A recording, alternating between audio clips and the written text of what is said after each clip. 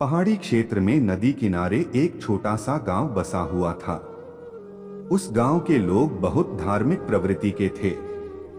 गांव के मध्य स्थित मंदिर में सभी गांव वाले दैनिक पूजा अर्चना करते थे।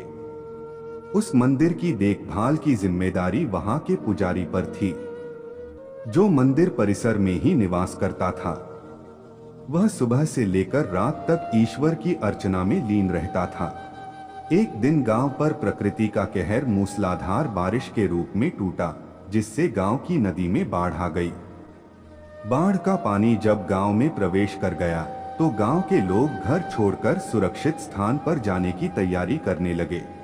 एक व्यक्ति को गांव छोड़कर जाने के पहले मंदिर के पुजारी का ध्यान आया और वह भागता हुआ मंदिर पहुंचा। वहां पहुंचकर वह पुजारी से बोला, पंडित जी, बाढ़ का पानी हमारे घरों में घुसने लगा है। धीरे धीरे बढ़ते हुए वो मंदिर तक भी पहुंच जाएगा। यदि हमने गांव नहीं छोड़ा तो बाढ़ में बह जाएंगे।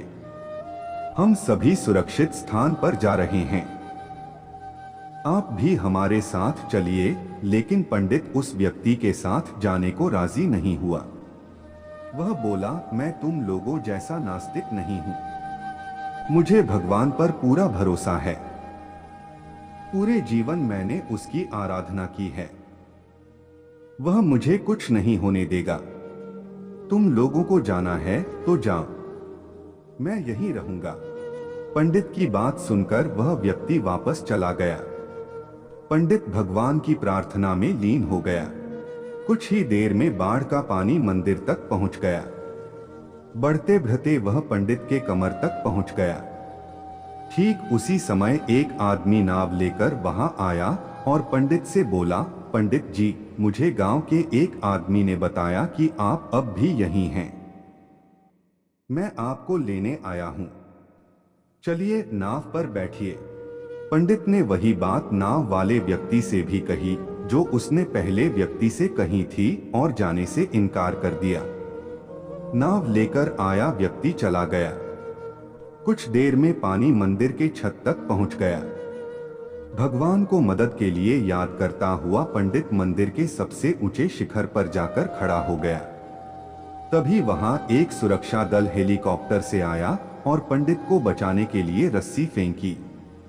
लेकिन पंडित ने वही बात दोहराते हुए रस्सी पकड़ने से इनकार कर दिया। सुरक्षा दल का हेलीकॉप्टर दूसरों को बचाने आगे चला गया। अब बाढ़ का पानी मंदिर के शिखर तक आ गया था। वहां खड़ा पंडित डूबने लगा।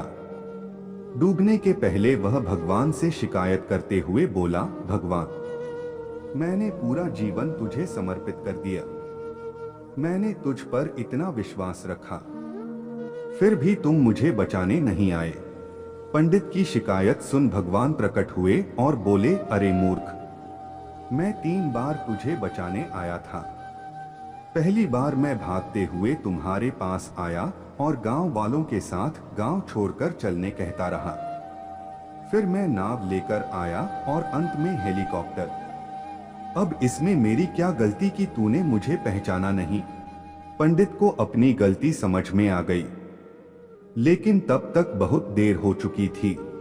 सीख, अवसर की पहचान। कहानी मोरल, जीवन में अवसर बिना बताए दस्तक देते हैं। हम उन्हें पहचान नहीं पाते और जीवन भर शिकायत करते रहते हैं कि अच्छा और सफल जीवन जीने का हमें अवसर ही प्राप्त नहीं हुआ। इसलिए अवसर किसी भी रूप में सामने आए, उसे अपने हाथ से ना जाने दें। फ्रेंड्स, आपको अपॉर्चुनिटी स्टोरी इन हिंदी कैसी लगी? आप अपने कमेंट्स के द्वारा हमें अवश्य बताएं।